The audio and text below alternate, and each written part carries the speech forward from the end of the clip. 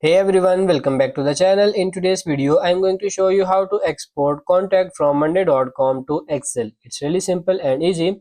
So I'm going to show you how you can export one or more than one contact. So as you can see, I have this here. Now if I want to export just this client, I press this checkbox and it gives me the option to export it. When I press this export button, and I can include sub items, I can even ask it to send a copy to my email, and I can include updates.